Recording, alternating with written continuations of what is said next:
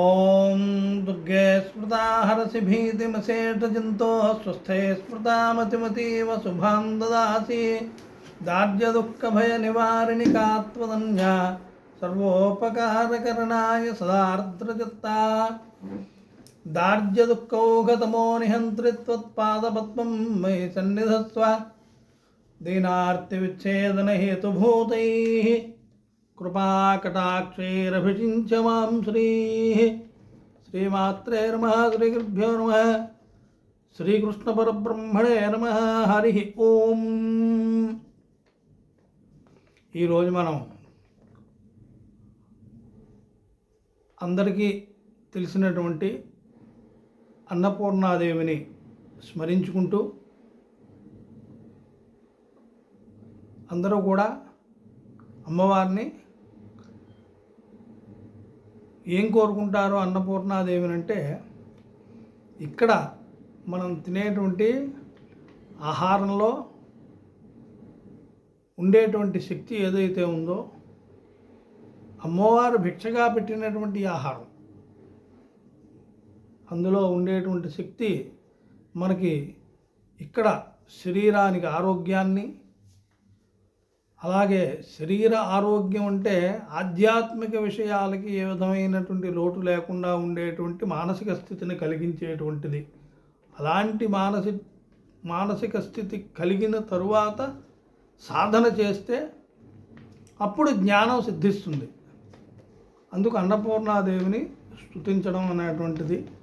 అన్నపూర్ణాదేవిని భిక్ష సన్యాసులో నుండి ఎవరటా కానీ అన్నపూర్ణాదేవి భిక్షాందేహిచ పార్వతి.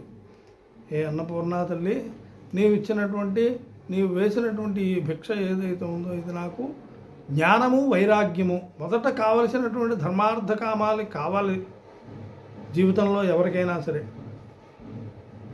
బ్రతుకు తెరువుకి ఆర్థిక స్థితి కావాలి, అది ధర్మంగా ఉండాలి, ధర్మంగా సంపాదించుకోవాలి, ధర్మంగా నడవాలి.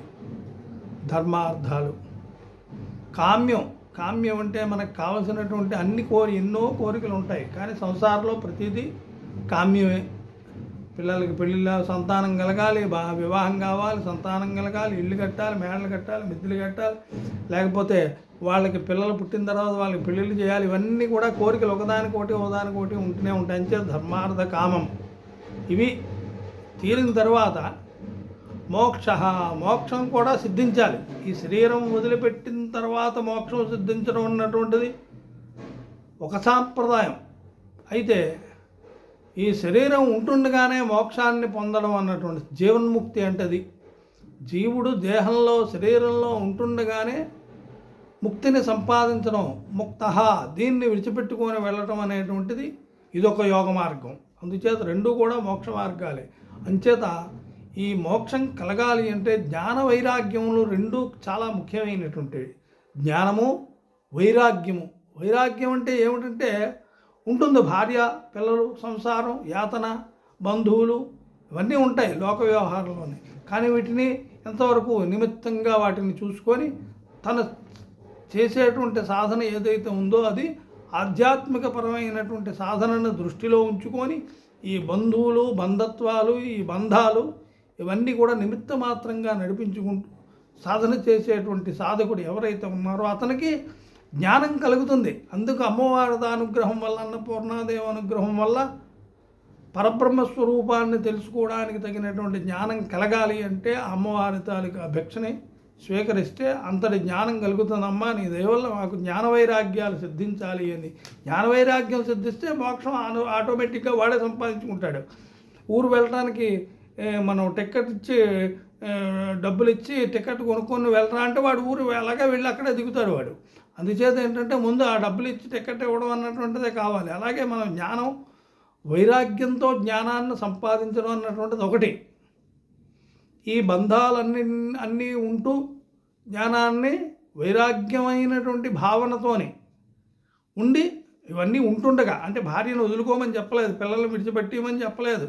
కొన్ని సందర్భాల్లోని భార్యాపిల్లలు అందరినీ విడిచిపెట్టి సన్యాసం తీసుకోవడం అనేటువంటిది ఒక సాంప్రదాయం అయితే, వీళ్ళందరూ ఉంటుండగానే గృహస్థాశ్రమంలో ఉంటుండగానే వీటన్నిటినీ నిమిత్తంగా ధర్మంగా ఆ కర్మని ఆచరణ చేస్తూ ప్రతిఫలాపేక్ష లేకుండా చక్కగా చేసుకుంటుంటే అతనికి జ్ఞానము వైరాగ్యం సిద్ధిస్తుంది. ఆ వైరాగ్యం వల్ల జ్ఞానం సంపాదించుకోవచ్చు. మామూలుగా మనం సంపాదించుకున్నటువంటి జ్ఞానం వేరు, చదువుకున్నటువంటిది ఈ విధమైనటువంటి ఈ విధంగా కలిగినటువంటి జ్ఞానం వేరు. తపస్సు ద్వారాగా, యోగం ద్వారాగా, ధ్యానం ద్వారాగా సంపాదించినటువంటి జ్ఞానం వేరు. అందుచేత అలాంటి జ్ఞాన వైరాగ్య సిద్ధి నాకు కలుగ్గాక అని చెప్పి అన్నపూర్ణాదేవిని అందరూ స్తుతించడం అన్నటువంటిది అందరికీ తెలిసినటువంటిది. కానీ ఇంకొక విశేషం ఏంటంటే అష్టాదశ శక్తి పీఠాల్లో గిరిజాదేవి అనేటువంటి అమ్మవారు ఉంది. ఓఢ్యానపీఠే గిరిజాదేవి. ఓఢ్రదేశం అంటే ఒరిస్సాలోని అమ్మవారు. గిరిజాదేవి పేరుని అమ్మవారు ఆరాధింపబడుతున్నది. ఇది ఎక్కడ అసలు అన్నటువంటిది అది యోగీశ్వరులు వాళ్ళకే తెలుస్తుంది తప్ప సామాన్యులు దాన్ని గుర్తించలేరు. అలాగే ఒరిస్సాలోని గిరిజాదేవి, అలాగే కర్ణాటకలో కూడా గిరిజాదేవి అనేటువంటి అమ్మవారిని అర్చన చేస్తారు. అలాగే ఉత్తరాఖండ్లో కూడాను, అలాగే మహారాష్ట్రలో కూడా గిరిజాదేవిని ఆరాధన చేస్తారు. ఇది కాకుండా ఇంకెన్నో దగ్గర ఎన్నో చోట్ల ఆ గిరిజాదేవిని ఆరాధన చేస్తారు. కానీ అష్టాదశ శక్తి పీఠాల్లో ఓఢ్యానపీఠం అంటే ఓఢ్రదేశం, ఒడ్డు దేశం అంటారు. ఆ ఓఢ్రదేశంలోని ఒరిస్సాలోని ఉన్నటువంటి గిరిజాదేవిని ఎక్కువ మందిగా అష్టాదశ శక్తి పీఠాల్లో ఒక పీఠంగా చెప్పి అక్కడ ఆరాధన చేస్తుంటారు. ఆ ఓఢ్యానపేట గిరిజాదేవికి సంబంధించినటువంటి టెంపుల్ ఎక్కడ ఉన్నది, దేవాలయం, దానికి సంబంధించిన విషయాలు మీరంతా కూడా మీకు సంబంధించిన యాత్రలు చేసేటువంటి వారిని అడిగి మీరు తెలుసుకొని మీరు అక్కడ యాత్ర చేయొచ్చు, వెళ్ళొచ్చు. అయితే ఇక్కడ మనం చెప్పుకోవాల్సినటువంటిది ఏమిటంటే ఓఢ్యానపీఠంలో ఉన్నటువంటి గిరిజాదేవి, గిరిజా అమ్మవారిని కూడా, గిరిజా అంటే పార్వతీదేవి, పార్వతి గిరిజా ఒకటే. పార్వతి అంటే పర్వతరాజు యొక్క కుమార్తె పార్వతి అని పేరు అని పిలిచారు అమ్మవారిని. అదే మనమే ఇక్కడ చెప్పబడినటువంటి గిరిజ, గిరి అంటే పర్వతం. ఆ పర్వతానికి కూతురుగా పుట్టినటువంటి వాడు గిరిజ. ఆ కూతురుగా పుట్టినటువంటి అమ్మవారు కాబట్టి ఇవన్నీ గిరిజాదేవి అన్నారు. పార్వతీదేవి, గిరిజాదేవి ఒకటే. అష్టాదశ శక్తి పీఠాల్లోని ఈ గిరిజాదేవి కూడా ఒకటి. అయితే ఆ గిరిజాదేవిని కూడా అన్నపూర్ణాదేవిగా స్తుతించడం అనేటువంటిది సామాన్యంగా అందరికీ తెలిసినటువంటిది. అన్నపూర్ణాన్ని స్తుతించడం అన్నటువంటిది తెలుసు. కానీ ఇక్కడ విశేషం ఏంటంటే గిరిజాదేవిని కూడా అన్నపూర్ణాదేవిగానే స్తుతిస్తారు. అమ్మవారిని భిక్ష అడుగుతారు ఈ గిరిజాదేవిని కూడా. అంతటి విశేషం ఇందులో చెప్పబడింది. అందుచేత ఆ విషయాన్ని ఇవాళ మనం చెప్పుకుందాం. ఓఢ్యానము అంటే కాంచీ అని ఒక ఇది ఉంది. ఓఢ్యానం అంటే మనం స్త్రీలు అది వడ్డాణం అంటాం. వడ్డాణం పెట్టుకునేటువంటిది ఏదైతే ఉందో భాగం, ఆ భాగాన్ని నడుముకి పొట్టకి మధ్యలో ఉండేటువంటి భాగాన్ని ఓఢ్యానము అంటారు. ఆ ఓఢ్యానం ఏదైతే ఉందో అక్కడ అమ్మవారి తాలూకా ఓఢ్యానం అష్టాదశ శక్తి పీఠాల్లోని ఆ అమ్మవారి తాలూకా ఆ భాగం ఏదైతే ఉందో అక్కడ పడ్డాదట. అదే ఓఢ్యానంలో పడ్డాది కాబట్టి అక్కడ దాన్ని కాంచీ అని కొంతమంది అంటారు, కాంచీపురం అని. ఇక్కడ సాంప్రదాయాన్ని బట్టి ఈవిడి ఓఢ్ర దేశంలో పడ్డాది కాబట్టి ఈవిని గిరిజాదేవి అన్నారు. అందుచేత ఏంటంటే భారతదేశానికి నడిమి కాంచీ ఎంత ముఖ్యమో అమ్మవారి తాలకి ఓఢ్యానం అనేటువంటి ఈ ఓఢ్ర దేశంలో ఉన్నటువంటి ఓఢ్యాన పీఠం కూడా ఈ అష్టాదశ శక్తి పీఠాల్లో అంత ముఖ్యమైనటువంటిది. భారతదేశంలో ఉండేటువంటి కాంచీ మహానగరం అది వేదకాలం నుంచి, సృష్టిలో ఆరంభం నుంచి ఉన్నటువంటి నగరాల్లో కాంచీ, అయోధ్య, మధుర, మాయా, కాశీ, కాంచీ, అవంతి, పురి, ద్వారవతి ఇవన్నీ కూడా ఎప్పుడో సృష్టి ఆది యందు పుట్టినటువంటివి. ఇవన్నీ కూడా మహానగరాలన్నీ కూడా సామాన్యం. అందులో మొట్టమొదటిది అయోధ్య అని చెప్పబడింది. మోక్షాన్ని ఇచ్చేటువంటిది కూడా అదే. మొట్టమొదటి మోక్షాన్ని ఇచ్చేటువంటిది అదే. అందరూ కాశీ కాశీ అనుకుంటాం. కానీ అందుచేత ఈ దక్షయజ్ఞంలో అమ్మవారు తన తాలూకా శరీరాన్ని విడిచిపెట్టిన తర్వాత పరమేశ్వరుడు వైరాగ్య భావంతో నా అమ్మవారిని తీసుకొని భుజం మీద వేసుకొని అలాగ వైరాగ్యంతో బాధపడుతూ ఉంటాడు. బాధపడుతూ ఉంటే మహావిష్ణువు చూసి ఈ అమ్మవారి తాలూకా స్వరూపం ప్రత్యక్షంగా కనిపిస్తూ ఉంటే మనకే అంతే కదా. అందుచేత కనిపిస్తూ ఉన్నంతసేపు పరమేశ్వరుడు మరి ఇంకా బాధలోనే ఉంటాడు. ఆయన్ని ఆ బాధలోంచి తప్పించాలి, వైరాగ్య బాధలోంచి తప్పించాలి అంటే ముందు ఆ అమ్మవారి శరీరం ఆయన కనిపించకుండా చేయాలి. ఎవరు చేయగలరు? పరమేశ్వరుడి చేతిలోంచి అమ్మవారిని ఎవరు తీసుకోగలరు, ఎక్కడ పెట్టగలరు, ఎక్కడ దాచగలరు? అందుకు మహావిష్ణువు ఏం చేశాడంటే దేవతలందరూ అనుకొని ఈశ్వరుడికి తెలియకుండా ఆ శరీర భాగాన్ని 18 భాగాలు, అష్టాదశ 18 భాగాలు చేశాడట. బాణంతో కొట్టేసి అమ్మవారి తాలూకా కుడి చేయి ఒక దగ్గర పడిపోయింది. ఈ సృష్టిలో, ఈ దేశంలో అలా మన భారతదేశంలో ఆయన ఎక్కడెక్కడైతే తిరిగాడో అక్కడ అంతా కూడాను ఆ పరమేశ్వరుడు అలా తిరిగేస్తున్నాడు అంతే, పిచ్చివాళ్ళలాగా. భార్య పోతే భుజం మీద వేసుకుని తిరిగేస్తున్నాడు. అప్పుడు ఆ విష్ణుమూర్తి దేవతలందరూ కూడా చూసి ఈ దేవకార్యాన్ని చక్కబెట్టాలి, పరమేశ్వరుడికి వైరాగ్యభావం పోవాలి, అమ్మవారు శరీరం అంటూ లేకుండా ఉంటే కొంతకాలానికి మరుపు వస్తుంది కదా పరమేశ్వరుడికి అని చెప్పి ఆలోచించి ఆ వైరాగ్య దుఃఖంలోంచి బయటపడతాడు. మళ్ళీ లోకాలన్నింటికీ క్షేమంగా ఉంటుంది. పరమేశ్వరుడే చింతలో ఉంటే మనకేంటి, మనం చాలా ఇబ్బందులు పడవలసి వస్తుంది సృష్టిలో అందరూ కూడా అని చెప్పి దేవతలందరూ కూడా ఈ విష్ణుమూర్తికి కూడా అవుతారు. అప్పుడు ఒక్కొక్కటి బాణంతో ఒక్కొక్క భాగాన్ని, కుడి చేయి ఒక భాగం, అలాగే ఎడం చేయి ఒక భాగం, కాళ్ళు దగ్గర, నడుము దగ్గర ఇలాగా ఎక్కడైతే కుట్టేసి పడేశాడో విష్ణుమూర్తి, ఈ పరమేశ్వరుడికి తెలియలేదు. ఆఖరికి అన్ని భాగాలు కింద పడిపోయేవి. ఆ భాగాలే అష్టాదశ శక్తి పీఠాలయ్యాయి. అందుకు ఆ పీఠాలకి అదే ప్రాంతంలో ఉండేటువంటి కామాఖ్య అనేటువంటిది. అలాగే ఏంటంటే ఈ ఏదైతే ఈ అష్టాదశ శక్తి పీఠాలు ఉన్నాయో అందులోని ఈ ఓడ్యాన పీఠం ఏదైతే ఉందో అమ్మవారి తాలూకా ఈ వడ్డానం పెట్టుకునేటువంటి భాగం అక్కడ పడింది ఆమె అని చెప్పేసి అంటారు. అంతే ఏదో ఓడ్యాన పీఠం అంటారు దాన్ని. అయితే ఇక్కడ గిరిజాదేవి, గిరిజ అనేటువంటి పేరుతో అమ్మవారిని పూజ చేయటం అనేటువంటిది, ఆరాధన చేయటం అనేటువంటిది, అమ్మవారిని స్తుతించడం అనేటువంటిది జరుగుతుంది.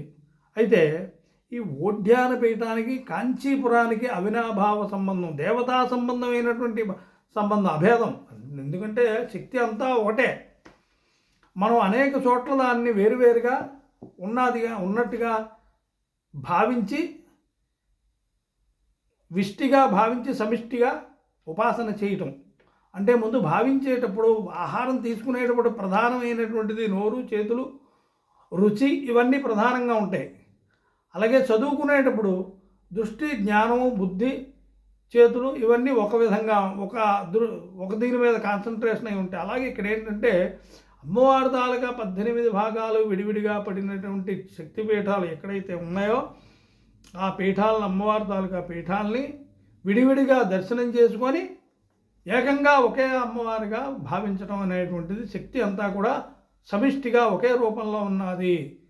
ఆమె పార్వతీదేవి, పర్వతరాజ కుమార్తె పార్వతీదేవి అని చెప్పి ఆ అమ్మవారిని లలితగాను, శక్తిగాను, చండీగాను అనేక రూపాల్లో ఆరాధించడం అన్నటువంటిది జరుగుతుంది.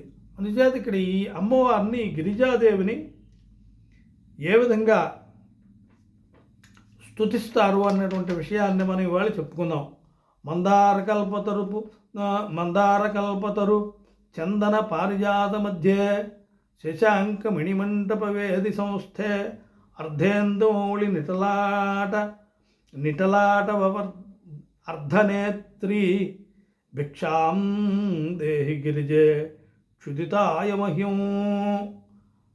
క్షుదితాయ మహ్యం, నేను ఆకలితో ఉన్నాను, ఆకలి వేస్తున్నటువంటి నాకు మహ్యం, నాకు క్షుదితాయ, నాకు భిక్షాందేహి, అమ్మవారు నాకు భిక్షను పెట్టు. క్షుదితాయ మహ్యం భిక్షాందేహి గిరిజే, ఓ గిరిజాదేవి, ఓ తల్లి గిరిజాదేవి నాకు భిక్షను ప్రసాదించు తల్లి అని చెప్పి ఇక్కడ ఉపాసకుడు ఈ విధంగా అమ్మవారిని స్తుతిస్తున్నారు. మందార కల్పతర చందన పారిజాత మధ్యే, మందారం, కల్పతరు కింద కూర్చొని ఉన్నటువంటి పారిజాతములు మొదలైనటువంటి దేవతా వృక్షములు ఉండేటువంటి చోట కూర్చుని ఉన్నటువంటి అమ్మవారిని స్తుతిస్తున్నారు ఇక్కడ ఈ గిరిజాదేవిని. శశాంక మణిమంటప వేది సంస్థే, చల్లనైనటువంటి చంద్రకాంతి, చంద్రుడు నెలవంకగా తాలూకా కాంతితో ఉండేటువంటి, చల్లనైనటువంటి కాంతితోని ప్రకాశంతో ఉండేటువంటి మణిమండపం మీద కూర్చొని ఉన్నటువంటి అమ్మవారు అర్ధేందుమౌళి నిటలాట అర్ధనేత్రి అమ్మవారు. తర్వాత ధరించినది కూడా చక్కనైనటువంటి శశాంక అది ఇదే ఏంటంటే ఆ అర్ధేందు అంటే ఆ చంద్రకళ ఏదైతుందో ఆ చంద్రకళ అమ్మవారు ధరించి ఉండి తర్వాత అర్ధనేత్రి పూర్తిగా చూడకుండా సగం నేత్రాలతోనే దేవతలు ఇలా అర్ధనిమీలిత నేత్రాలతోనే చూస్తారంటారు వాళ్ళు. అంచేత ఆ అర్ధనిమీలిత నేత్రాలతోని అనుగ్రహంగా అమ్మవారు చూస్తున్నట్టుగా. తర్వాత అలాంటి అమ్మవారు భిక్షాం ప్రదేహి, భిక్షాం దేహి పార్వతి అంటారు, అందులోని ఇక్కడ ప్రదేహి అన్నారు. అంచేత ఇక్కడ భిక్షాం ప్రదేహి గిరిజే క్షుదితాయమహం, నేను ఆకలిగా ఉన్నటువంటి నాకు ఆ భిక్షను ప్రసాదించు తల్లి అని చెప్పేసి ఇక్కడ సాధకుడు అమ్మవారిని ప్రార్థిస్తున్నారు. ఈ గిరిజాదేవిని భిక్ష వేసేటువంటి అమ్మవారిగా గిరిజాదేవి నాకు భిక్షను ప్రసాదించు తల్లి అని చెప్పేసి ఇక్కడ స్తుతించడం అన్నటువంటిది ఇక్కడ విశేషం. అందుకే ఈవేళ మనం ఇక్కడ చెప్పుకుంటున్నాం. తర్వాత కేయూరహార కటకాంగద కీర్ణపోర కాంచీకలాపమణికాంతి లసద్దుకూలే దుగ్ధాన్నపూర్ణ వరకాంచన పర్వహస్తే భిక్షాం ప్రదేహి గిరిజే క్షుదితాయ మహిం. ఓ తల్లి, కేయూరహార కటకాంగద కీర్ణపూర్ణ, కేయూరాలు మొదలైనటువంటి నవరత్నాలు దివ్యమణులు ఏవైతే ఉన్నాయో అవన్నీ ధరించినటువంటి, అవన్నీ కలిగినటువంటివి, పొదగబడినటువంటి హారములను ధరించిన ఓ తల్లి అని అంటున్నారు. ఎందుకంటే దేవతలు ధరించేటువంటి మణులు చాలా విశేషమైనటువంటివి, మనకి దొరికేటువంటి వాటికన్నా విశేషమైనటువంటి వాళ్ళు ధరించేటువంటి. తర్వాత ఇంకా ఏంటంటారు, కాంచీకలాపమణికాంతి లసద్దుకూలే దుగ్ధాన్నపూర్ణ వరకాంచన పర్వహస్తే, అమ్మవారి తాలూకా చక్కనైనటువంటి హస్తము, చక్కనైనటువంటి వేళ్ళు కలిగినటువంటి హస్తము ఎలా ఉంటుందట, వరకాంచన పర్వహస్తే దుగ్ధాన్నపూర్ణ, పాలు కలిపినటువంటి పూర్ణ పాత్ర, పాలు అన్నం కలిపినటువంటి పూర్ణ పాత్ర అట ఇక్కడ చెప్తున్నాడు. దుగ్ధాన్నపూర్ణ పూర్ణ వరకాంచన పర్వహస్తే. అంచేత అయితే పాలు పెరుగు అనేటువంటిది ప్రధానమైనటువంటి, అక్కడ ఏ దేవత అవనండి, చిన్నపిల్లలకి అవనండి, పెద్దవాళ్ళకి అయినటువంటి పాలు అన్నం కానీ పెరుగు అన్నం కానీ ముఖ్యమైనటువంటిది, ప్రధానమైనటువంటి. ఇక్కడ అని చెప్తున్నాడు, దుగ్ధాన్నపూర్ణ వరకాంచన పర్వహస్తే, అమ్మవారి చేతిలోని ఆ పాత్ర ఉంటుందట. కాంచన పాత్ర అంటే బంగారపు పాత్రలా ఉండేటువంటి పాలు అన్నం పెరుగు అన్నం పట్టుకొని భిక్షను వడ్డించడానికి సిద్ధంగా ఉంటుందట. అలాంటి అమ్మవారి దగ్గరికి వెళ్ళి, గిరిజాదేవి దగ్గరికి వెళ్ళి, భిక్షాం ప్రదేహి గిరిజే క్షుదితాయ మహ్యం, ఆకలికి ఉన్నటువంటి నాకు చక్కగా నీవు భిక్షను ప్రసాదించు తల్లి అని చెప్పేసి ఇక్కడ ప్రార్థన చేస్తున్నారు ఈ అమ్మవారిని, గిరిజాదేవిని. లీలావచాంసి తవ దేవి మృగాది దేవ సృష్ట్యాది కర్మ రచనాం భవదీయ చేష్ట. అమ్మవారి తాలూకు చేష్ట అంటే ఏమిటంటే పని, చిన్నలు. మనం అంటుంటే ఏమిట్రా చిన్న చిన్న చేష్టలు చేస్తున్నాం అంటాం. చేష్ట అంటే ఖాళీగా ఉన్నటువంటి వాళ్ళు, లేకపోతే చిన్నపిల్లలు ఏవైతే పనులు చేస్తుంటారో అప్పుడు వాళ్ళ చేష్టలు వేరు చేష్టలు వేస్తున్నాం అని అంటాం మనం. అదే పెద్దవాళ్ళు చేస్తే ఏదో ఆలోచన చేసి ఏదో పని చేస్తూ ఉండటం. ఆ చేష్టలు ఏమిటి చేస్తుంది, ఇప్పుడు చేష్ట ఏమిటంటే లీలావజాంసి తవ దేవి మృగాదిదేవ సృష్టి ఆది కర్మ రచన భవదీయ చేష్ట. నీ తాలూకా పని ఏంటంటే అమ్మా, ఋగాది వేదములో చెప్పబడినటువంటి కర్మలన్నింటినీ కూడా ఆచరణ జరిగేటట్టుగా, వీటిని ఎక్కడెక్కడ ఎలా జరిపించాలి అనేటువంటి దాన్ని నిర్ణయించి చేసేటువంటి దానివి నీవే శక్తి అని చెప్పేసి. అందుకే అందులో కూడా చెప్తాడనమాట, సర్వ విద్యలు యాదేవి సర్వభూతేషు విద్యారూపేణ సంస్థిత నమస్తస్యై నమస్తస్యై నమస్తస్యై నమో నమః అంటానికి విశేషం ఏంటంటే, ఈ అమ్మవారి తాలూకు విద్య ఏమిటంటే ఋగాది, రుక్కు సామాధర్వణములు అనేటువంటి వేదములు ఏవైతే ఉన్నాయో, ఇందులో చెప్పబడినటువంటి కర్మలు ఏవైతే వేదములు ఏం చెప్తున్నాయి, ఇందులోని కర్మ చెప్తున్నది, చేసిన తర్వాత ఫలితం ఏంటి వస్తుందని చెప్తున్నది, చేసిన తర్వాత ఫలితం అంటే ఏమిటి? 2 రకాల ఫలితం. ఇహమైనటువంటి ఫలితం ఒకటి, పరమైనటువంటిది అంటే మోక్షం. అంటే మనిషి శరీరం వదిలిపెట్టిన తర్వాత ఏ ఫలితం వస్తుంది, శరీరం ఉన్నప్పుడు ఏ ఫలితం వస్తుంది, సంపాదించుకోవచ్చు. ఈ వేదంలో చెప్పేటువంటి కర్మలను ఆచరిస్తే ఏ ఫలితాలు వస్తాయి అన్నటువంటిది. దీన్ని ముందు వీడి ఈ పని చేయాలి, వీడి ఈ పని చేయాలి, వీడి ఇలా చేయాలని చెప్పి అమ్మవారు తలరాదు రాసేసేటువంటిది అమ్మవారే. అందుచేత ఇక్కడ చెప్తున్నటువంటిది అదే ఇక్కడ భావిస్తున్నారన్నమాట. ఈ సృష్టి ఆది రచన, ఇంకా సృష్టి కూడా అనేకమైనటువంటి కోట్లు కలిగినటువంటి బ్రహ్మాండాలు అమ్మవారు నడిపిస్తున్నారు. మనం ఒక బ్రహ్మాండంలోనే, ఒక సూర్యుడి పరిధిలోనే, ఒక నవగ్రహాల పరిధిలోనే మనం ఉండి దీన్ని ఇంకా ఇంకా చెక్కకుండా ఇంకా మనం కొన్ని వందల శాటిలైట్లు పంపించినా ఈ గోళం తాలూకా రహస్యం మనం ఇంకా తెలుసుకోలేకపోతున్నాం. ఇంటర్స్టెల్లర్ అంటారు, తర్వాత కృష్ణబిలాలు అంటారు, ఇవన్నీ కూడా అంతరిక్షం అంటారు. ఇవేవి కూడా మనం తెలుసుకోలేము, ఇంకా తెలుసుకోవడానికి లేదు. అంత దూరం వెళ్ళిపోయినటువంటి వోయేజర్ 1 కూడా ఎంతో దూరం వెళ్ళిపోయింది ఇక్కడి నుంచి. ప్రపంచంలోని మానవుల తాలూకా టెక్నాలజీ ఎంత దూరం వెళ్ళింది, ఎన్ని సంవత్సరాలు ఎంతవరకు పనిచేస్తున్నది అంటే వోయేజర్ కూడా ఇప్పటికి కూడా శాటిలైట్ ఇప్పటికీ పనిచేస్తున్నది. అంత దూరం వెళ్ళిపోయింది, కానీ ఇంకా సృష్టి రహస్యాన్ని మనం తెలుసుకోలేకపోయాం. అలాంటిది అమ్మవారు అనేక కోటి బ్రహ్మాండాలు, ఎన్నో కోట్ల బ్రహ్మాండాలని అమ్మవారు సృష్టించి అందులో ఏం జరుగుతున్నది, ఎప్పుడు ఏం జరగాలి అన్నటువంటిది నిర్ణయించి నడిపించి చేసేటువంటి చేష్ట, ఆ దృష్టి కలిగినటువంటి ఆవిడ ఇలా చూస్తే చాలు అక్కడ అన్నీ కూడా ఆ కనుల తాలూకా సైగతోనే అన్ని పనులు అక్కడ జరుగుతున్నాయో లేవో తెలిసిపోతుంది అమ్మవారికి. ఇలా ఇలా ఇలా చూస్తుంటేనే ఏది ఎలాగ నడపాలి అన్నటువంటిది అమ్మవారికే చేస్తుంది. అలాంటి భవదీయ చేష్ట అలాంటి అమ్మవారు. త్వత్తేజస జగదిదం ప్రతిభాతి నిత్యం. ఆ అమ్మవారి తాలూకా తేజస్సు వల్లే ఈ జగత్తంతా కూడా ప్రతిభాస అంటే మనమంతా ప్రతిభాసులు. అమ్మవారే స్వయం ప్రభ, స్వయంగా ఆమె ప్రభ అంటే ఆవిడ కలిగినటువంటి స్వయంగా ఆవిడ తేజస్సు. మనం అందరికీ కూడా ఆవిడ తేజస్సు మనలో ప్రవేశించి ఆవిడ మన చూస్తున్నది అమ్మవారు ఆత్మరూపంలో. అందుచేత ఏంటంటే ఇక్కడ ప్రతిభాసనం అంటే మనం అద్దం లాంటి వాళ్ళది. అమ్మవారు స్వయంగా ఉండేటువంటి రూపం, అసలైనటువంటి రూపం అమ్మవారే. అంచేత ఇక్కడ ఏం చెప్తున్నారు?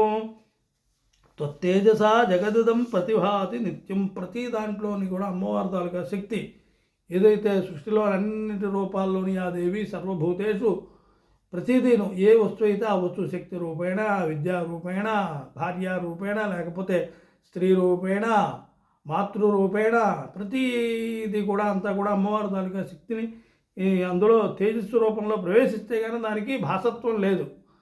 అంచేత ప్రతిభాసత్వం లేదు. అంచేత ప్రతిభాసత్వం. అంచేత ఏం చెప్తున్నారు ఇక్కడ?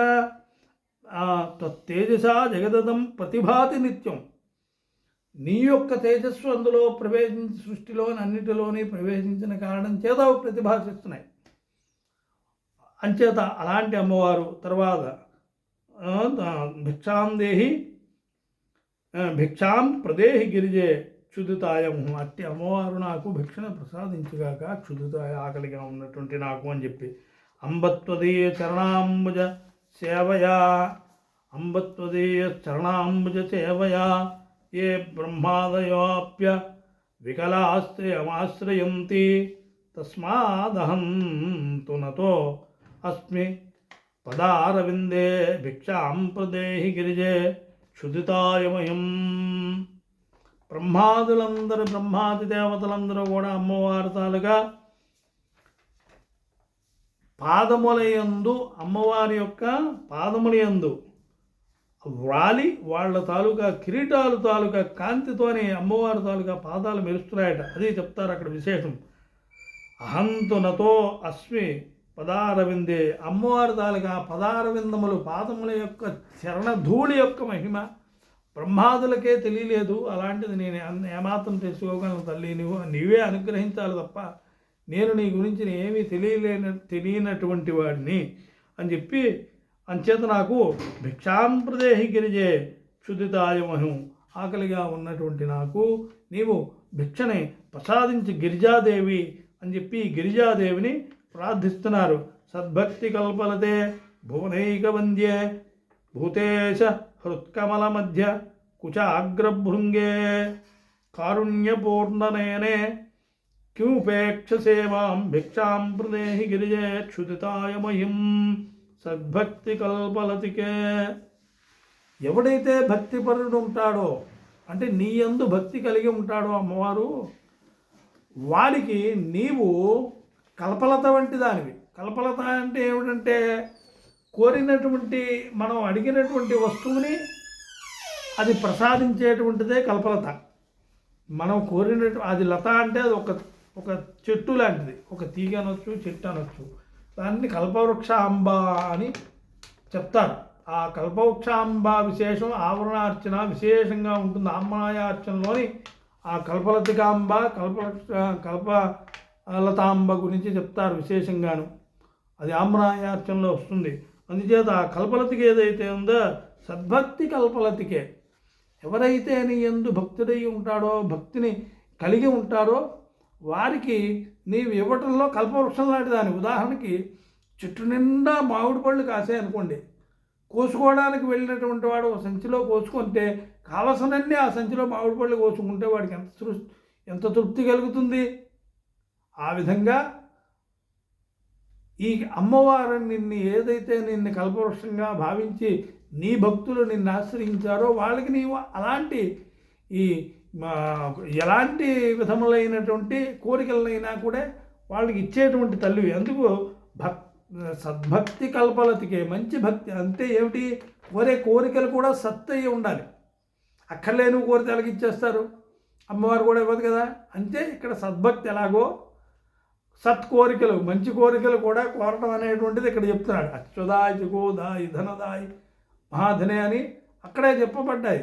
అలాంటివన్నీ ఆ అమ్మవారిని కోరితే ఏది కావాలంటే ఇస్తుంది. అంతేగాని ఏది కావాలంటే ఇస్తామన్నారంటే ఇప్పుడు రావణాసుని అడిగినట్టుగో లేకపోతే ఆ రాక్షసులు అడిగినట్టుగో అనేక రకాల వరాలు హిరణ్యాక్షుడు అడిగినట్టుగో హిరణ్యకశుడు అడిగినట్టుగో మహిషాసురుడు అడిగినట్టుగో ఇవన్నీ అలాగ అడిగితే ఉపయోగం ఏమనుందా? ఇస్తుందా? ఇచ్చేస్తుంది అమ్మవారు. కానీ ఉపయోగం ఏమనుందా?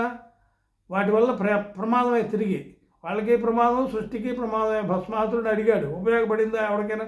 ప్రపంచంలో ఎవరికి ఉపయోగపడలేదు, వాడికి ఉపయోగపడలేదు. రావణాసురుడు అడిగాడు, వాడికి ఉపయోగపడలేదు, ఇతరులకి ఉపయోగపడలేదు. అంచేది ఏంటంటే అలా కాకుండా సద్భక్తితో దేవతా ఉపాసన చేసి కోరికలు కూడా సత్తు మంచివి. నా పిల్లలు 6 పిల్లలు ఉన్నారు, ఈ 6 పిల్లలకి పెళ్ళిళ్ళు ఎప్పుడు అవుతాయి తల్లి? నీ చేతి మీదే చేయాలి, నీవే ఆశీర్వదించండి. ఈ కోరడంలో తప్పులేదు.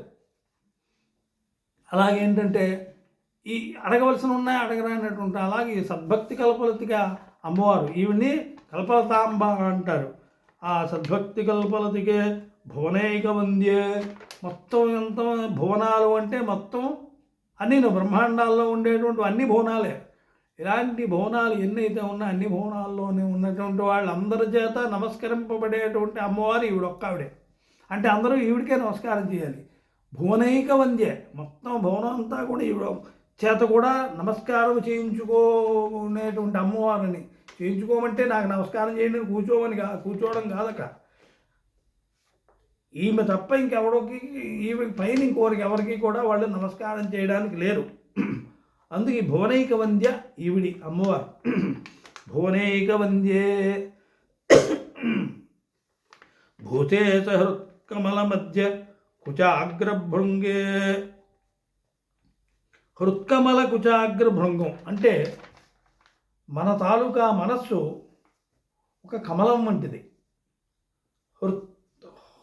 హృత్కమలము, హృదయ పద్మము అంటారు దాన్ని. దీన్నే యోగేశ్వరులు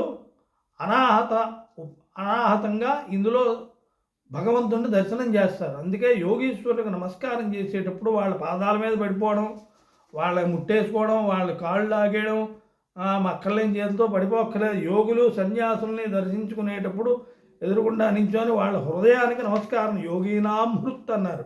హృత్ అంటే హృదయానికి నమస్కారం చేయాలి. దూరం నుంచి వాళ్ళ తాలూకా హృదయ కమలాన్ని చూసి నమస్కారం చేయాలి. పరమేశ్వరుడు అక్కడ ఉంటాడని గీతాలో కూడా చెప్పాడు. ఏ మహానుభావుడైతే హృదయంలో నన్ను ఎప్పుడూ ధ్యానిస్తూ ఉంటాడో అట్టి యోగీశ్వరుడికి నేను వాడి హృదయంలో ఉంటున్నాను, వాడి తాలూకా వాడికి మోక్షాన్ని కూడా ఇవ్వడానికి నేను సిద్ధంగా ఉంటున్నాను అని చెప్పేసి. అందుచేత ఏంటంటే యోగీశ్వరులకు ఎవరైనా వస్తే నా కర్మణ నా ప్రజయాధనేన్ అని చెప్పేసి ఇది చెప్పి వారికి అలాంటి పరమాత్మ స్వరూపులు ప్రణవ స్వరూపులు అయినటువంటి వారికి యో వేదాదో స్వరప్రోక్తో వేదాంతే తస్య ప్రకృతి, ఆ ప్రకృతి యందు వాళ్ళు నిత్యం కూడా విహరిస్తూ ఉంటారు. లేనస్య తస్య ప్రకృతి అంటే ఏమిటి? పరబ్రహ్మ యందు ఎప్పుడూ కూడా వాళ్ళు అలాగా ఆ యోగ సాధన చేత మనతో మాట్లాడుతుంటారు, మనకు ఉపదేశాలు చేస్తూనే ఉంటారు, ప్రపంచాన్ని చూస్తూనే ఉంటారు. కానీ వాళ్ళ తాలూకా హృదయంలో ఎప్పుడూ కూడా పరమాత్మ తాలూకా సంచారం జరుగుతూ ఉంటుంది. ఆ పరమాత్మ అంటూ లేకపోతే వాళ్ళు యోగి వాళ్ళ సాధన లేకపోతే వాళ్ళు ఉపయోగం లేదు. అందుకు వాళ్ళు ఎప్పుడు కూడా వాళ్ళు అందులోని పరమాత్మని ధ్యానం చేస్తూనే బయటికి ఉపదేశాలు ఇస్తుంటారు వాళ్ళు. అందుకే వాళ్ళు పరమాత్మతో మనకి స్వరూపంగా వాళ్ళకి మనం నమస్కారం చేయాలి. అందుచేత వాళ్ళు ఎవరికైతే పాదుకలు ఇస్తారో వాళ్ళు పాదుకా పూజ చేయాలి. ప్రతివాడు వాళ్ళ పాదాల మీద పడిపోతే ఉపయోగం లేదు. వాళ్ళ హృదయాన్ని చూసి నమస్కారం చేస్తే చాలు, ఆ ఫలితం వచ్చేస్తుంది. యోగీశ్వరులకి, యతీశ్వరులకి, సన్యాసులకిను. అలాంటి భూతేజ హృత్కమల, భూతేశుడు అంటే భూత పరమేశ్వరుడు భూతానాం పతయే నమః అని అంటే ఏ జీవులైతే ఉన్నాయో ఇన్ని బ్రహ్మాండాల్లోని జీవులు ప్రాణం ఉన్నటువంటిది ఏదైతే ఉందో ఆ చెట్లు భూతాలే, మనము భూతాలమే, మనం నడిచేవాళ్ళం నడవనటువంటివి. వాటికి ఆహారం సమకూర్చాలి, పరమాత్మ మనకి సమకూర్చాలి. చేత ఈ భూతేశాలింగనోద్భూత పులకాంగీ నమః అని చెప్పేసి అక్కడ చెప్తారు నామంలో కూడా. ఆ భూతేశుడు అంటే మనకు పాట కూడా ఉంది, నమో భూతనాథ అని చెప్పేసి, నమో దేవదేవ అని చెప్పి హరిశ్చంద్రలో బ్రహ్మాండమైనటువంటి పాటని పూర్వం సినిమాలో కూడా గొప్ప పాటని వాళ్ళు రచించి దాన్ని పాడారు. ఇవాళకి కూడా విశేషమైనటువంటి పాటల్లో, భక్తి పాటల్లో అదొక విశేషం. అంచేత భూతేశుడు అంటే పరమేశ్వరుడు, ఈశ్వరుడు. ఆయన భూతేశ హృత్కమల మధ్య, ఆయన తాలూకా హృదయ కమల మధ్యలో ఉండేటువంటి కమలం మధ్యలోని పూల మధ్యలోని ఏమిటి వాళ్తుంది? తుమ్మిది వాళ్తుంది. అలాంటి తుమ్మిది ఎవరంటే పరమేశ్వరుడు మనసులో ఉన్నటువంటి తుమ్మిది ఎవరంటే పార్వతీదేవి. భూతేశ హృత్కమల మధ్య కుచాగ్ర భృంగే, అమ్మవారు అలా ఉంటుందట. అంచేత అలాంటి కారుణ్యపూర్ణ నయనే, అలా ఉండే అమ్మవారు ఏమిటి చేస్తుంది? పరమేశ్వరుని చూసుకొని ఉండడం కాదు, కారుణ్యపూర్ణ నయనే. కారుణ్యం అంటే క్షమించి విడిచిపెట్టి, తప్పు చేసినప్పటికీ కూడా వాడిని క్షమించి విడిచిపెట్టి వాడికి ఏదో సద్గతిని సన్మార్గాన్ని చూపించి వాడి అవసరాన్ని తీర్చేయమ్మా, నాకు ఇన్ని తప్పులు చేశాను, ఇగో నాకు ఆకలి వేసినది అన్నం పెట్టమ్మా అంటే కొట్టేసిన తల్లి కూడా మళ్ళీ ఏదో పాపం నా పిల్లడు ఏడుస్తున్నాను, అనవసరంగా కొట్టేశాను నేను అని చెప్పి ఇంత భోజనం ఏదో పెడుతుంది మనకి తెచ్చి. తండ్రి చెప్పినా దాచి జాగ్రత్తగా ఏ గదిలోకో మూలకో తీసుకెళ్ళి ఇంత తినేసి సరిగ్గా ఇంకో రేపటి నుంచి అల్లరి చేయకు అని చెప్తుంది. అలాగే ఇక్కడ అమ్మవారు కూడా కారుణ్యపూర్ణమైన, అమ్మవారి తాలూకా కరుణంతూ లేకపోయిందంటే, అమ్మవారికి కోపంగా వచ్చిందంటే చాలా ప్రమాదం. అంచేది ఏంటంటే కారుణ్య దృష్టి, క్షమించి తప్పు చేసినా క్షమించి విడిచిపెట్టగలిగేటువంటి శక్తి అమ్మవారికి ఉంది అని ఇక్కడ చెప్పడంలో విశేషం అది. అంచేత కారుణ్యపూర్ణనైనే క్యూబేక్షసేమాం, అలాంటి అమ్మవారు నువ్వు నన్ను ఎందుకు ఆలస్యం చేస్తున్నావు, ఆకలి వేసినా అన్నం పెట్టు అంటున్నాడు. కారుణ్యపూర్ణనైనే కిముపేక్షసేమాం, నా గురించి ఎందుకు ఆలోచిస్తావు, నాకు ఇంకా ఆకలి వేస్తున్నారు తల్లి అంటే ఇక్కడ భౌతికమైనట్టు ఆకలి అని కాదు, ఇక్కడ అమ్మవారిని ఇక్కడ అన్నపూర్ణగా భావించి అన్నాన్ని ప్రసాదించమని ఇక్కడ కోరుకుంటున్నాడు సాధకుడు. భిక్షా కారుణ్యపూర్ణనైనే కిముపేక్షసేమాం భిక్షాం ప్రదేహి గిరిజే క్షుదితాయ మహిం. ఓ గిరిజాదేవి, ఓ తల్లి నాకు భిక్షను ప్రసాదించు తల్లి అని చెప్పేసి అక్కడ కోరుకుంటాడు. తర్వాత అమరీ కదంబ పరిసేవిత పార్శ్వయుగ్మే చక్రాదయో ముకుళితాంజలయ పురస్తాత్ దేవి త్వదీయ చరణౌ శరణం ప్రపద్యే భిక్షాం ప్రదేహి గిరిజే క్షుదితాయ మహ్యం. అమరీ కదంబ పరిసేవిత పార్శ్వయుగ్మే, ఇరుపక్కల్లోని అమ్మవారికి శక్తులు ఉంటాయి. విష్ణువుకి వెనుక ఏది ఉండటానికి వీల్లేదు, దేవాలయంకి కానీ విష్ణువుకి కానీ. వెనుక ఉంటే అది అభివృద్ధి చెందదు అని. అంటే విష్ణువు రాజు కాబట్టి ఆయన దృష్టిలో పడాలి. రాజు దృష్టిలో పడితే బాబు ఇగో ఈ ఇబ్బందులు ఉన్నాయి మీరు ఏమో సాయం చేయండి అంటే రాజుగారు ఏదైనా సాయం. ఆయన దృష్టిలో రాజు దృష్టిలో పడనంత వరకు దేనికి వెలుగు రాదు. అందుకు రాజు దృష్టిలో పడడానికి ప్రయత్నం చేయాలి. ఈశ్వరుడికి ఎదురుగుండా ఎవరు ఉండటానికి లేదు. ఎదురుగుండా ఉంటే అందుకే పూర్వం ఏం చేశారంటే విష్ణాలయానికి ఇంత దూరంలో కొన్ని నిర్మాణాలు జరగకూడదు, ఇల్లు గట్ట కట్టుకోకూడదు, దూరంగా ఉండాలంటే అని పూర్వ శాస్త్రంలో చెప్పడానికి కారణం అది. శక్తి దేవాలయాలకి ఇరుపక్కల శక్తులు ఉంటాయి. అమ్మవారికి సంబంధించినటువంటి శక్తి దేవతలు ఏవైతే ఉన్నాయో, శక్తులు ఏవైతే ఉన్నాయో అవి ఇరుపక్కల ఉంటాయి. అందుచేత అమ్మవారి దేవాలయానికి రెండు పక్కల ఏమీ ఉండటానికి వీల్లేదు, కొంత దూరం వరకు. ఈశ్వరుడికి ఎదురుగుండా ఉండటానికి వీల్లేదు, ఎందుకంటే ఈశ్వరుడు తాలూకా దృష్టి పడినటువంటిదంతా కూడా భస్మం అయిపోతుంది. అందుచేత ఈశ్వరుడు తాలూకా దృష్టి పడకూడదు. అందుచేత ఈ నియమాలు పూర్వం ఉండేవి. అంచేత అమ్మవారికి ఇరుపక్కల శక్తులు ఉన్నాయి. తర్వాత ఈ వింజామరులు, చామర సేవకులు వీళ్ళంతా ఉంటారు కదా, వీళ్ళంతా అమ్మవారిని సేవిస్తూ ఉన్నారట. కబరీ మొదలైనటువంటి వాళ్ళందరూ పరిసేవిత పార్శ్వయజ్ఞమే. తర్వాత చక్రాదయో ముకుళితాంజలయ. చక్రాదయం అంటే దేవతలందరికీ రాజు ఇంద్రుడు. ఇంద్రుడే వచ్చి అమ్మవారికి నమస్కారం చేసినట్టే మిగతా వాళ్ళు రారా అంటే అర్థం. ఆదయో అన్నారు కాబట్టి మొదలైనటువంటి వాళ్ళందరూ అంటే ఎంతమంది అయితే ఏదో 33 కోట్లను 84 లక్షల జీవరాశులను మనకు ఎలా చెప్పారో అలాగే 33 కోట్ల మంది దేవతలు ఎవరైతే ఉన్నారో ఈ దేవతలందరూ కూడా ఇంద్రుడితో పాటు వీళ్ళందరూ కూడా దేవరాజాయ ఇంద్రాయ అన్నారు. దేవతలకు రాజు ఇంద్రుడు. ఆయన చెప్పినట్టుగా అందరూ చేయాలి. ఆయన వెనుకే ఉండాలి తప్ప ఆయన ముందు ఎవరో ఉండటానికి వీల్లేదు. అలాంటి ఇంద్రుడే వచ్చి అమ్మవారి పాదాలను సేవిస్తుంటే, నమస్కారం చేస్తుంటే, తల వంచి నమస్కారం చేస్తుంటే, అంజలియ ఇలాగ నమస్కారం చేస్తున్నాను అంటే తలలోకి అమ్మవారికి ఇలాగా పూలు అంజలులతో సమర్పిస్తున్నాను అంటే పాదాల మీద. మరి మిగతా దేవతలు అంటే అందరు చక్రాదయో అంటే ఇంద్రాది దేవతలందరూ అని చెప్పాలి. ఇక్కడ ఏం చేస్తున్నారట? చక్రాదయో ముగిడిదాంజలయ పురస్కాత్తు ఎదురుగుండా వీళ్ళున్నారట. తర్వాత ఈ దేవతలందరూ కూడాను కారుణ్యపూర్ణనే చక్రాదయో ముగిడితాంజలయ పురస్కాత్తు దేవి త్వదీయ శరణం ప్రపంచే. వాళ్ళు ఎందుకున్నారు, ఏమంటున్నారు? ఈ పూలు అమ్మవారి పాదాల మీద వేసి చేతులు ఇలాగ, మనం చూడండి ఏట్రా చేతులు నలుపుతున్నాం అంటాం.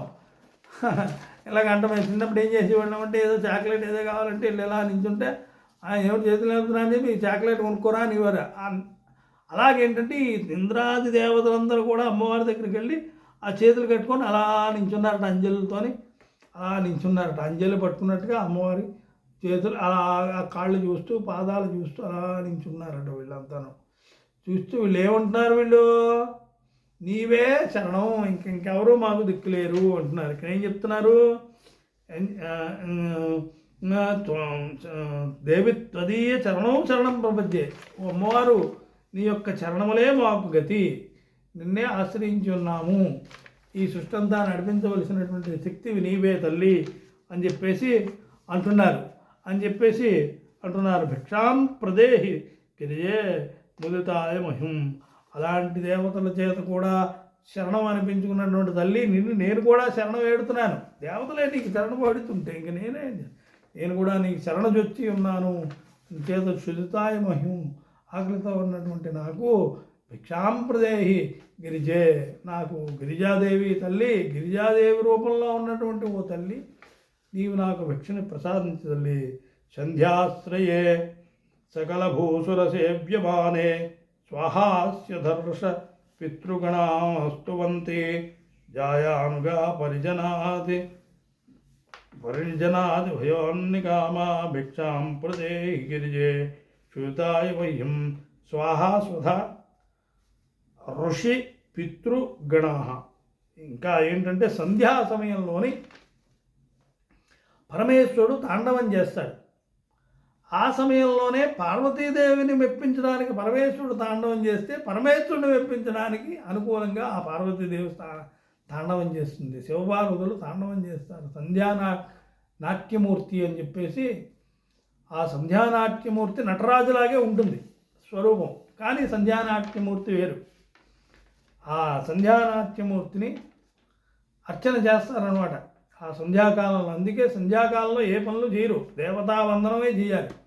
సంధ్యావందనం దేవతావందనం చేసి ఏ దేవుడిని ప్రార్థించకుండా సకల దేవతా స్వరూపమైనటువంటి పరబ్రహ్మనే ధ్యానం చేయాలి అని చెప్పబడింది. అందుకే సంధ్యాకాలంలో సంధ్యాకాలేదు రాజేంద్ర పంచకర్మాన్ని వచ్చేది.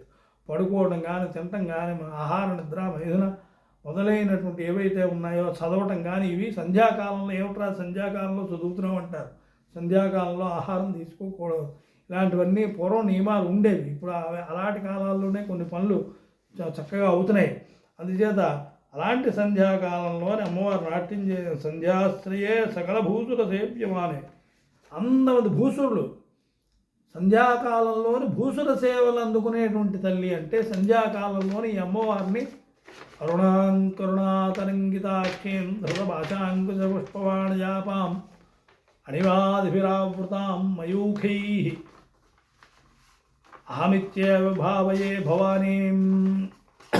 అమ్మవారి తాలూకా మయూఖములు ఏవైతే శరీరంలో యోగ సంబంధమైనటువంటి మయూఖములు ఏవైతే ఉన్నాయో, యోగ సంబంధంగా దర్శించేటువంటి ఏవైతే మయూఖములని చెప్పబడుతున్నాయో, ఏవైతే రశ్ములని చెప్పబడుతున్నాయో, ఏవైతే చక్రములని చెప్పబడుతున్నాయో, వీటిలోని ఆ కుండలిని స్వరూపంలోని అమ్మవారిని ఎప్పుడైతే ఆ ధ్యానం చేస్తున్నారో ఆమె అరుణకాంతితో ఉంటుంది. అరుణాం ఆ అమ్మవారిని ఈ అరుణ సమయంలోనే, అరుణ కిరణ సమయంలోనే, సూర్యాస్తమయ సమయంలో అరుణుడుగా ఉన్నటువంటి సమయంలోని ధ్యానం చేయమని చెప్పబడింది. అందుచేత ఆ సమయంలోని అమ్మవారిని ధ్యానం చేస్తారట. ఎవరు భూసురవంద్యే. అప్పుడు ఎక్కువగా ఏ స్వరూపంలో ధ్యానం చేస్తారు అమ్మవారిని? అనేక కాంతులతో ఉండేటువంటి అమ్మవారిగా, అనేక సర్వదేవతా స్వరూపమైనటువంటి గాయత్రి రూపంలోని పంచదేవతల స్వరూపంలోని ఏకమూర్తిగా ధ్యానం చేస్తారు సంధ్యాకాలంలోని. వరదాభయాంకుశకశా శుభ్రంకపాలం గదాం.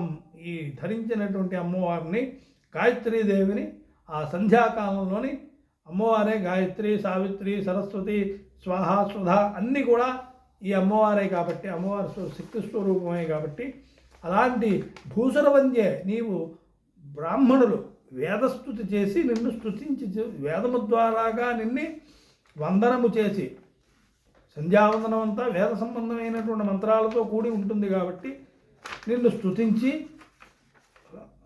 స్తుతిస్తారు. అందుచేత నీవు సంధ్యా సమయంలోని దేవతల చేత కూడా భూసురవంద్యే, భూసురులు అంటే బ్రాహ్మణుల చేత కూడా వందనము చేయబడినటువంటి వందనములు అందుకునేటువంటి తల్లివి అని. తర్వాత స్వాహా స్వధర్ష పితృగణా. స్వాహాదేవి అగ్నిహోత్రుని భార్య, పితృదేవతలకు సంబంధించిన కవ్యాలు అందుకునేటువంటిది స్వధాదేవి.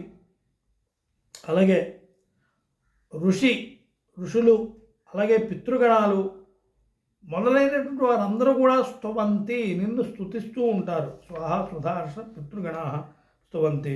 జాయానుగా పరిజనాతి భయోన్నికామా. వాళ్ళకి కూడా బాధలు ఉంటాయి. భార్యాపుత్రులు, సంతానం, వ్యవహారం, ఈ విషయాలతో వాళ్ళు ఉంటారు, స్తుతిస్తుంటారు. వాళ్ళతో పాటు అందరూ వస్తారు. వాళ్ళ పుత్రులు, వాళ్ళ సంతానం, వాళ్ళ మనవరాలు వాళ్ళందరూ వస్తారు. అలాగే ఇక్కడ కూడా ఈ సంసారంలో ఉన్నటువంటి వాడు, భార్య, పిల్లలు, ఈ బాధలు అన్నీ ఉన్నటువంటి వాడు కూడా ఈ ప్రజనాలు వీళ్ళతో ఉండి వీళ్ళందరూ కూడా నిన్ను ఇక్కడ సేవిస్తుంటారు వీళ్ళతో పాటు. భిక్షాం ప్రదేహి, అట్టి అమ్మవారు భిక్షాం ప్రదేహి గిరిజే క్షుదితాయ మహ్యం. నాకు భిక్షణ ప్రసాదించి చెల్లి, నాకు ఆకలి వేస్తున్నది, నన్ను రక్షించు తల్లి అని. వందారుదేవముని నారద శౌనకాద్య వ్యాసాంబరేష కలశోద్భవ కశ్యపాద్యా భక్తాస్తవంతి నిగమాగమమూర్తిబృందై భిక్షాం ప్రదేహి గిరిజే క్షుదితాయమయం. వందారు దేవముని, దేవతలు, మునులు, నారదులు, సౌనకులు మొదలైనటువంటి వాళ్ళు, తర్వాత వ్యాసుడు, అంబరీషుడు, కలశోద్భవుడు అంటే అగస్త్యుడు, కశ్యపుడు, మహర్షులలో మొట్టమొదటి కశ్యపుడు, భక్తాస్తువంత నిగమాగమమూర్తి బృందై, వీళ్ళందరూ కాకుండా భక్తితోని వీళ్ళు నిగమాగమమూర్తి బృందై. నిగమాగమమూర్తులు అంటే నిగమములు, ఆగములు, వేదములు, ఆగమములలో చెప్పబడినటువంటి మూర్తి బృందాలందరూ కూడాను నిన్నే స్తుతిస్తున్నారు. అంచేత అలాంటి తల్లి భిక్షాంప్రదేహి గిరియే క్షుదితాయమహం, ఆకలితో ఉన్నటువంటి, ఆకలి వేస్తున్నటువంటి నాకు భిక్షణ ప్రసాదించి తల్లి అన్నారు. తర్వాత ఏకామ్రమూల నిలయస్య మహేశ్వరస్య, మనం ఇందాక చెప్పుకున్నాం. ఇక్కడ గిరిజాదేవికి కంచి కామాక్షికి ఉన్నటువంటి సంబంధం ఏంటి అంటే ఇది ఆధ్యాత్మికమైనటువంటి విశేషం, దేవతా సంబంధమైనటువంటి. ఆమె శక్తి అక్కడ, అదే శక్తి కామాక్షి రూపంలో అక్కడ ఏకామ్రనాథ దయిత అన్నారు.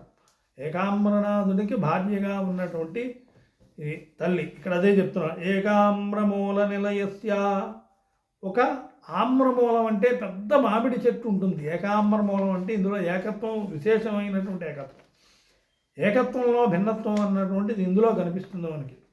ఈ మామిడి చెట్టు ఎలా ఉంటుందట, అన్ని రకాల చెట్లు పళ్ళు తింటే ఒక్కొక్కటి ఒక్కొక్క రకమైనటువంటి రుచితో ఉంటాయి. కానీ ఇక్కడ ఉండేటువంటి ఫలాన్ని తింటే పులుపుగాను ఉంటుంది, ఒగరుగాను ఉంటుంది, చేదుగాను ఉంటుంది, తీయగాను ఉంటుంది. అన్ని రుచులు, 6 రుచులు ఒక దాంట్లో ఉండేటువంటిది ఒక్క కంచిలోనే మీకు ఆ ఏకామ్ర ఒకే మామిడి చెట్టు ఉంటుంది. అది ఎన్నో పూర్వం నుంచి ఎన్నో వేల లక్షల సంవత్సరాలు బట్టి ఉన్నటువంటిది అది. అక్కడ ఏకామ్రనాథుడు అనేటువంటి పేరుతో ఈశ్వరుడు అక్కడ ఉన్నాడు. కంచిలో ఈశ్వరుడు పేరు ఏకామ్రనాథుడు, అమ్మవారి పేరు కామాక్షిదేవి. ఆ ఏకామ్రనాథుడికి భార్యగా ఉన్నటువంటి తల్లి ఈమె కామాక్షిదేవి. అందుచేత ఆవిడ్ని ఏకామ్రనాథుడు అయితే అని అంటారు. ఏకామ్రనాథుడు పృథ్వీలింగం, అందుకే అక్కడ కంచిలోని అక్కడ భస్మంతో అభిషేకం చేస్తారు కానీ కొబ్బరికాయలు నీళ్లు వేసి అభిషేకం చేయరు. అక్కడ ఉండేటువంటి విశేషం అది, పృథ్వీలింగం. అది పంచలింగాల్లో, నేను పంచభూతలింగాల్లో పృథ్వీలింగం కంచి, అక్కడ అంత విశేషం ఉంది. ఆ ఈశ్వరుడు పేరు ఏకామ్రనాథుడు. అలాగే ఏకామ్రమూల నిలయస్య, ఏకామ్రమూలం అంటే ఏకామ్రమూలం ఆ చెట్టు కింద ఉన్నటువంటి దేవాలయం కామాక్షి దేవాలయం. ఆ పరమేశ్వరుడు అయినటువంటి ఏకామ్రనాథుడు అని ఆయన పేరు కూడా. ఆమ్రం అంటే మామిడి అని, ఏకామ్రనాథుడు అంటే అక్కడ ఆ చెట్టు కింద విన్నాడు కాబట్టి ఏకామ్రనాథుడు అని చెప్పారు. తర్వాత మహేశ్వరస్య ప్రాణేశ్వరి, ఏకామ్రనాథుడు అనేటువంటి మహేశ్వరుడికి నీవు మూల నిలయస్య మహేశ్వరస్య, ఏ మహేశ్వరుడు ఏకామ్రములు మామిడి చెట్టు కింద ఏకామ్రనాథుడిగా వెలిసి ఉన్నాడో, ఏ పరమేశ్వరుడు అయితే ఉన్నాడో ఆయనకి ప్రాణేశ్వరి ప్రణత, ఆవిడికి ప్రాణేశ్వరి భార్య రూపంలో ఉన్నటువంటి వాడు. తర్వాత ప్రణత భక్త జనావనేతి, భూమి మీద ఉండేటువంటి భక్తుల చేత నమస్కారాలు అందుకునేటువంటి తల్లి కామాక్షి. రక్షిత జగత్రతయే అన్నపూర్ణ, ఓ కామాక్షి తల్లి రూపంలో ఉన్నటువంటి ఓ తల్లి, ఓ అన్నపూర్ణ రూపంలో ఉండేటువంటి ఓ తల్లి, ఓ జగత్రితయ, 3 జగములలోని నీవు తప్ప ఇంకెవడూ లేడు. 3 వేదాలు నీవే.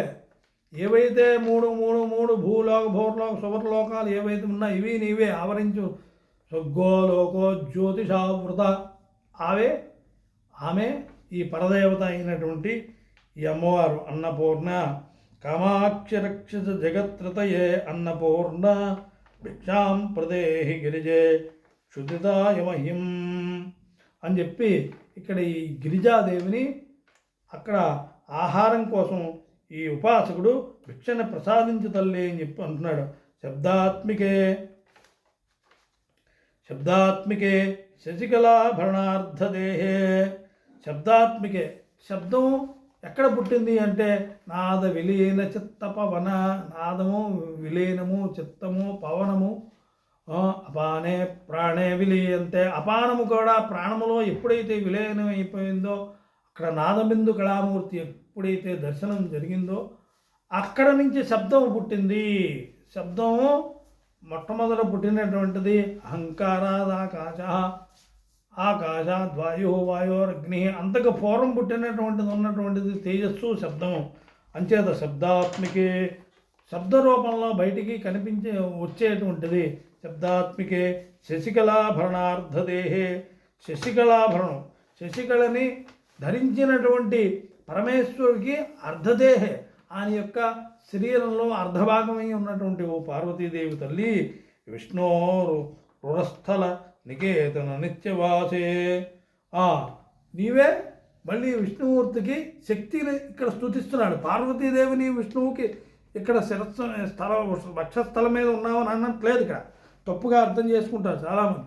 నీవే శక్తి రూపంలో ఉంది అంటే అంతట త్రితయ అన్నారు కాబట్టి 3 శక్తులు 3 రూపాల్లో ఉన్నాయి. ఒకటి పరమేశ్వరుడి దగ్గర పార్వతీ రూపంలోని, ఒకటి రెండోది విష్ణుమూర్తికి లక్ష్మీ రూపంలోని, బ్రహ్మగారికి సరస్వతి రూపంలోని అని చెప్పి చెప్పబడింది. అదే అంటారు ఆగమ ద్రుహిణి గృహిణీం ఆగమవిధ హరే పత్న, ద్రుహిణి గృహిణీం ఆగమవిధ అంటే ద్రుహిణుడు అంటే బ్రహ్మగారి తాలూకా పత్నిగా, ఒక భాగంలో పత్నిగా సరస్వతిగాను, హరే పత్ని పద్మాం, హరి అంటే విష్ణువుకి భార్యగా పద్మ అనేటువంటి ఈ లక్ష్మీదేవి స్వరూపంలోని, హర మహర్షి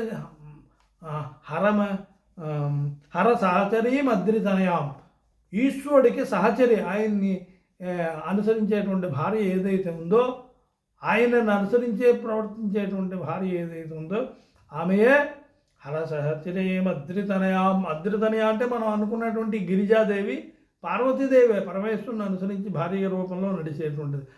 త్రియా కాపిస్తుంది దురది గమనిశ్చేమ మహిమ మహామాయ, మహామాయా స్వరూపం అమ్మ నీవు అని చెప్పి శంకరాచార్యుల వారు అమ్మవారిని స్తుతించారు ఆ విధంగా. అందుచేత ఇక్కడ విష్ణోరుస్థల నికేతన నిత్యవాసే, ఎప్పుడూ కూడా శ్రీ విష్ణు మహావిష్ణువు యొక్క వక్షస్థలం మీద నివసించి ఉండేటువంటి తల్లివి నీవు. అంచేత అట్టి తల్లి దారిద్ర్య భయమోచన కామధేనో, నీవు ఏ రూపంలో అనుగ్రహిస్తున్నావు విష్ణువు దగ్గరుండి? దారిద్ర్యాన్ని పోగొడుతున్నావు. లక్ష్మీదేవి ఏం పోగొడుతుంది? దారిద్ర్య దుఃఖౌఘతమో నిహంతృత్వత్వాద పద్మం మయి సన్నిధత్వ దీనార్తి విచ్ఛేదన హేతుభూతై కృపాకటాక్షేరభిడించ మాం శ్రీ. ఆ శ్రీ అనేటువంటి దాని చేతనని నీవు అభిషేకించు తల్లి. అంటే శ్రీ అంటే ధనం అని కాదు, అక్కడ దరిద్రాన్ని పోగొట్టేటువంటి ధనం అని అనుకుంటాం. ఇది కాదు, అసలు జన్మజరా దరిద్రం ఏదైతే ఉందో, పుట్టుక చావు అనేటువంటి దరిద్రం ఏదైతే ఉందో మనకి జీవుడికి, దీన్ని పోగొట్టి శ్రియాభిషించేత్ అంటారు కదా. ఆ స్త్రియాభిషేకం, ఆ స్త్రీ అంటే మోక్షం, ఆ పరదేవత అనుగ్రహం చేత లభించేటువంటిది ఏదైతే ఉందో దాని చేత నీవు అభిషేకించే తల్లి అంటాం. అందుచేత ఏంటంటే ఇక్కడ అదే చెప్తున్నారు, దారిద్ర్య భయమోచన కామధేనో, దరిద్రము భయము. దీనివల్ల భయం ఏంటి? మళ్ళీ పుడతామేమో, మళ్ళీ చేస్తామేమో. పుట్టిన తర్వాత బాధ ఏమిటి? ఎప్పటికైనా చచ్చిపోతామేమో. మళ్ళీ చచ్చిపోతే కొన్ని ఇక్కడ ఏదో కాలం గడిపేస్తాం. మరి పుట్టం అనేటువంటి బాధ ఏముందా? చావం అనేటువంటి బాధ ఏముందో? పుట్టేసిన తర్వాత మళ్ళీ చచ్చిపోతామేమో, చచ్చిపోయిన తర్వాత మళ్ళీ పుడతామేమో. మరి ఎప్పుడు ఈ బాధే కదా ఇది మనకి. పుట్టిన తర్వాత బాధ, పుట్టక ముందు బాధ, పోకముందు బాధ, పోయిన తర్వాత బాధ. అంచేది ఏంటంటే ఇది భయం. ఏదో మనకి ఎక్కడ వెళ్ళి ఎవడో కొట్టేస్తాడో తిట్టేస్తాడు, ఈ భయం కన్నా ఆ భయం ఎక్కువ. వెళ్ళిన ఎక్కడ కొట్టేసినా తిట్టేసినా మళ్ళీ పుట్టాలి, మళ్ళీ చావాలి. అసలు అది తప్పదు. ఇక్కడ ఏదో భౌతికంగా ప్రాణాలు తీసేస్తాడు, అది కాదు ఇక్కడ కావాల్సినటువంటి. ఇక్కడ అదే చెప్తాను, దారిద్ర్య భయమోచన కామధేను. కామధేనుని నాకు అన్ని కోరికలు నాకు సిద్ధింపజేయి తల్లి అని చెప్పి కోరుకోవడం కాదట. ఇక్కడ ఏం కోరుకోమన్నది ఈ తల్లిని? దారిద్ర్య భయమోచనే, మళ్ళీ చారు పుట్టుకలు అనేటువంటి ఈ బంధం అనేటువంటిది లేకుండా నాకు ఈ భయాన్ని పోగొట్టు తల్లి అని చెప్పి, అలాంటి పోగొట్టేటువంటి దాంట్లో కామధేనువు నువ్వు. చావు పుట్టుకలు అనేటువంటి స్థితి లేకుండా చేసేటువంటి మోక్షాన్ని ప్రసాదించేటువంటి తల్లివి నీవు కాబట్టి అలాంటి దాన్ని ప్రసాదించే తల్లి. ఆ యోగ మార్గంలోని ఆ దేవతని ఆ దేవతను ఆ విధంగా స్తుతి చేస్తున్నాడు. అమృతత్వం తతో అమృతత్వం తతో అమృతత్వం వస్తుంది అని చెప్పి అనటానికి విశేషం అది. అమృతత్వాన్ని అక్కడ సిద్ధింపు చేస్తుంది ఆ తల్లి యోగశక్తిదేవి, యోగమాయాదేవి. అందుచేత ఆ రూపంలో ఇక్కడ ఆశ్రయించి అడుగుతున్నాడు అన్నమాట. దారిద్ర్య భయమోచన కామధేనువు. ఈ మామూలుగా మనం ఉండేటువంటి కామధేను ఉంది చూసారా, మనం ఇప్పుడు పురాణాల్లో ఇక్కడ చదువుకున్నాం. ఈ కామధేనువుని వెళ్ళి మనం మోక్షాన్ని ఇవ్వమ్మ తల్లి, నాకు ఈ దరిద్రం పోగొట్టంటే ఈ కామధేను ఇవ్వలేదు. ఈ కామధేను కావలసినవన్నీ ఇస్తుంది మనకి, కానీ చావు పుట్టుకలు లేకుండా చేయటం కానీ లేకపోతే మోక్షాన్ని ఇవ్వటం కానీ ఈ కామధేనువు చేయలేదు. అలాంటి ఈ కామధేనువుని మించిన కామధేను, అసలు కామధేనువు నువ్వమ్మ. ఎందుకు? నాకేది కావాలంటే అది ఇవ్వగలవు.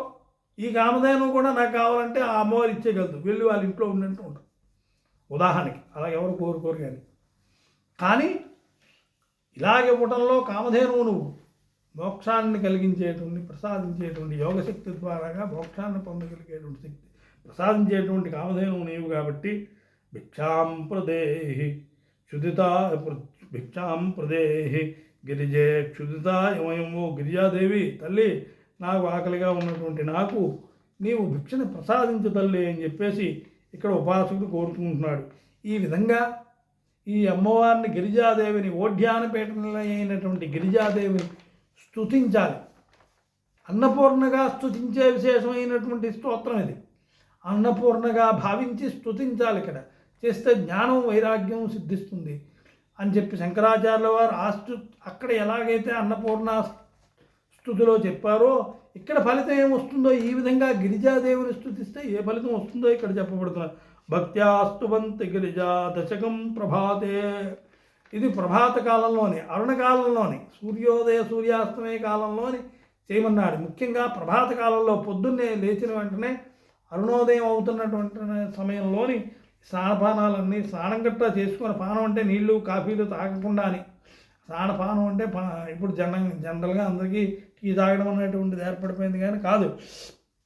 స్నానం చేసిన తర్వాత అరుణోదయంలో అవుతున్నప్పుడు అమ్మవారిని స్తుతి ద్వారాగా ధ్యానం చేస్తే అక్కడ ఏం జరుగుతుందట? భక్త్యాస్తువంతి గిరిజా దశకం. ఈ 10 శ్లోకాలకి గిరిజా దశకం అని పేరు. దశకం అంటే 10, దశ అంటే 10 శ్లోకాలు కలిగినటువంటి గిరిజాదేవి తాలూకా ఈ స్తోత్రాన్ని ఎవరైతే స్తుతిస్తారో, ఎప్పుడూ ప్రభాతే నిత్యం ప్రభాతంలో ఎవరైతే భక్తితోని స్తుతిస్తారో వాళ్ళకి పుత్రార్థినో అపి ధనధాన్య సమృద్ధి కామా. కొడుకు కావాలని కోరుకున్నటువంటి వాళ్ళకి కొడుకు పుడతాడటండి. పుత్ర సంతానం కలుగుతుందని చెప్తున్నారు ఇక్కడ మహర్షులు. పుత్రార్థినో అపి ధనధాన్య సమృద్ధి కామా. ఇంకా ఏంటి? ధనధాన్యాలకు సమృద్ధి కలగాలి అని కోరుకుంటే, సంసారం ఉన్నటువంటి వాడు, 10 మంది పిల్లలు ఉన్నటువంటి వాడు, కథా కార్యక్రమం జరగాలి, ఖర్చులు ఉంటాయి కాబట్టి దానికి తగినటువంటి ధన సమృద్ధిని కలుగజేయి తల్లి అని చెప్పి అడగడంలో తప్పులేదు. కాబట్టి వాళ్ళకి ఆ కోరికలు సిద్ధిస్తాయి ఈ గిరిజా దశకాన్ని స్తుతిస్తే అని చెప్తున్నాడు. తర్వాత ప్రేతామహేశ వనిత హిమశైల కన్యా. హిమశైల అందుకే హైమవతి అన్నారు ఇవన్నీ అమ్మవారిని. అంటే హిమశైలం అంటే మంచుకొండ, ధవళగిరి అంటారు దాన్ని. ధవళగిరి అంటే మంచు కలిగినటువంటి, మంచుతో ఉన్నటువంటి చల్లని ప్రదేశం. ఆ పరమేశ్వరుడు అక్కడ కైలాస పర్వతంలో ఉంటాడు. ధవళగిరి అంటే కైలాస పర్వతం. ఆ ధవళేశ్వరుడు ధవళగిరినాథుడు, ధవళగిరి నిలయుడు ఆయనకి పేరు.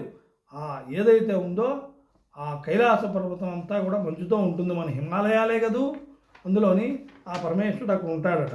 ప్రేతా మహేశ వనిత.